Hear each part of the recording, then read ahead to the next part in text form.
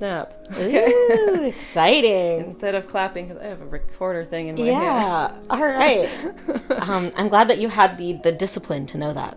It was very important. I knew, and it allows me to do two things at once. I don't know if this makes me aware of my humility or...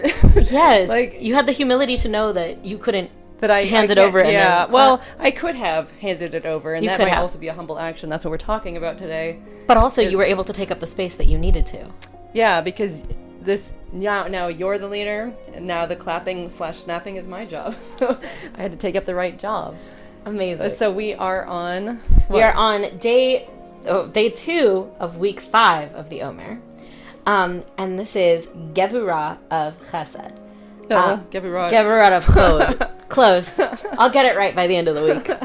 Gevurah of Hod. Chesed was yesterday. Yeah, so what is Gevurah? So Gevurah is discipline. It comes from the place of might, but it's discipline. So, humility must be disciplined and focused. When should my humility cause me to compromise, and when not? In the name of humility, do I sometimes remain silent and neutral in the face of wickedness? Wow, in the face of wickedness. That's hard because, if somebody was being really, on a plane or train or something when someone's yelling at someone else. I'm trying to think of a clear example of something that's actually happened to me, but just when I've been on a bus and people are being annoying to other people, I feel fear to approach them and make them stop. Although I've learned that thing where you can go up to the person and be like, hey, long time no see, and bring them away. I've never had the opportunity to do that, and I would be definitely afraid to do it. I think I could, but then there's no knowing what it's like when you're actually in the situation versus here in a comfortable space. Yeah. But so, I don't know, to do something in the face of wickedness, it's I don't know what I'll do until I'm there. So I would hope so. I've never had the experience. So, sort of background information is that my social media is private, but I also am very vocal on my social media about certain issues. And because I'm so vocal about these issues, people often will come to me and they will tell me things like, no matter what side of the issue they're on, they'll tell me things like, I don't know how to talk about this with my friends, and I feel like I'm not saying the things that need to get said because my friends have these really loud opinions and I feel really uncomfortable, but I don't know how to speak up. And so that's actually a really common thing that I get from a lot of the people on my social media is they don't know how to navigate certain social situations or certain political situations because they feel like they're listening to other people say things that they know are harmful, but they don't know how to speak up about it because of their humility. So I think that this is a really good option because we have to remember that wickedness is not humble, right? People who are unkind, they're not humble about their unkindness. So sometimes we do need to stand up and that it is actually out of love and it is actually out of a place of humility of knowing that if I don't do it, nobody else will. So I do need to speak up and I do need to say things and I don't have to be unkind when I do it, but speaking up and speaking out is an important aspect of humility because it's taking up the right amount of space. Yeah, and thinking about, tomorrow is compassion, but the idea that you're helping this person be better, in their wickedness, repent now. Yeah, but yeah, and obviously, this is not intentional wickedness. Yeah. Never, it just sort of seeps in there, right? I don't think anybody who's trying to do bad things is intentionally trying to do bad things. Maybe there's a couple, but I think it's not the majority of people. I think when people say and do bad things, or say and do harmful things, I should say, that's a mistake. People are trying to do better. They're hurt and they're trying to do better. So we help. What was the other question before that? Question was, does my humility cause me to when should my humility cause me to compromise and when not? When should you stand firm and when should you not, essentially? Mm-hmm. Well, talking about justice again, that's when you should stand firm. If it's your friends, everybody wants to go to the opera, but you want to go to the basketball game, and for some reason you have to you want to convince them that basketball is better, and they should all want to go and stuff then that would be not the time. That would be not the time.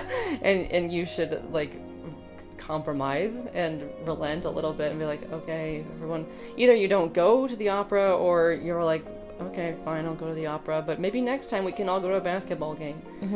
Something like that. Yeah. Another example is I had 2 events that I was supposed to attend yesterday. One of them I really, really, really wanted to attend. The other one I really wanted to be there for somebody else, but not necessarily want to attend as much. And in the end, I chose what was most important, which was for me to be there for somebody else. And I'm proud of myself for doing that. And I still missed out on having a good time at another location, but I had a great time in the location that I went to. So, yeah, there's that too. Like somebody, like especially kids are like, I'm bored when they go to things they don't like. And so I can't remember who it was. Someone was like, well, find something to be interested in about this event. Like exactly. Either listen or just look around the audience and be like, oh, how many red dresses are there? Let's count the number of people with red dresses. I don't know. Something like that. Find some way to be interested in it and make it worth your while. Yeah, because also sitting there and being frustrated and angry about it, that's not being humble at all. That's being annoying. Yeah, that's still you being like, I didn't get my way. Yeah. And my way is better, and like forgetting about the other people that you're there for. Yeah. I know, when you're a kid, you don't have much choice, and your parents choose the restaurant and this and that, and like you can't stay home because that's against the law these days. It maybe wouldn't have been like a few decades ago. like I don't know. I'm not. Yeah. Well, listen, I'm not talking to kids right now, though. We're talking to adults for the most part. I'm sure there's no kids watching this. I mean, listen, we might have some kids watching. Who knows? Yeah. Maybe we have some kids who are very interested in developing their hood. Yes. Any other questions? Yes. If my humility is wanting, is it because I don't respect another? So if I'm not being humble enough, is it because I don't respect the other person to take up the space that I'm giving up? I can say yes to that, yeah. No, that's true. Like, when I'm not being humble enough, I think there's this, like, tendency we can go like, if I want something done right, I have to do it myself. And instead, I can say for myself that I should instead trust the other person a little bit more and allow it to get done in the way that I wouldn't have done it myself.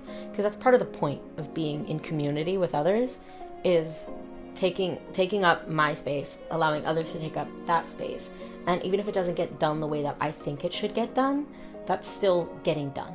So yeah, that's true. Like, because that does bother me, where I'm like, I could have done such a better job because I'm better at like graphic design, whatever. But it's like I asked them to do it and they did it, and like that should be good enough. And I don't know. But so if it's like, if it is really important to me, then I'll do it myself. But right. As far as the not respecting someone, humility wanting, there's some people where I'm like, it's like I'm purposefully cold to them because I don't want them to get to know me, and I don't want them to talk to me.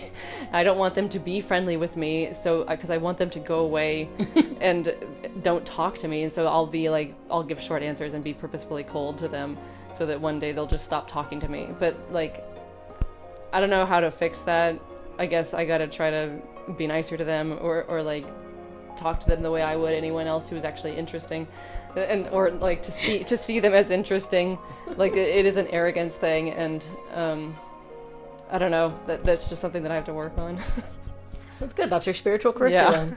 Yeah. To like allow other people to be there and to talk to me, and that I like, they have a different experience or something like that, and it could be like they grew up in this different way or this and that, whatever. And it's like, I don't know, because I'm often looking for people that are like me, and those are the ones that I find the most interesting, and like I'm only interested in talking to people that can become friends.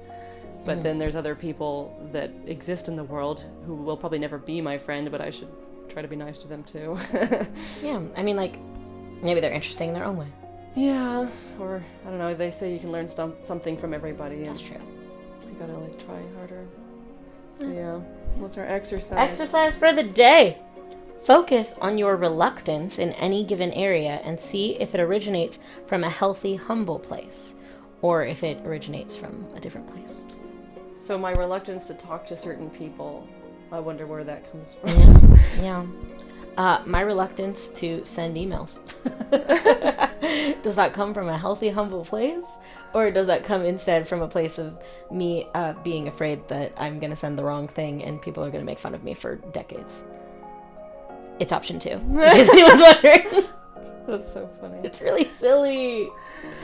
Especially because when I actually make a mistake and people make fun of me, I laugh and I think it's funny.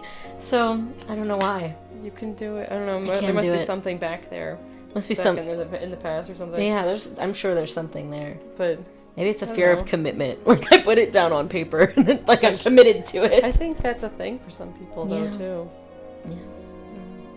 Who knows? Cool. Think about it. Thank you for joining us. And we will see you tomorrow for another exciting day of Hod.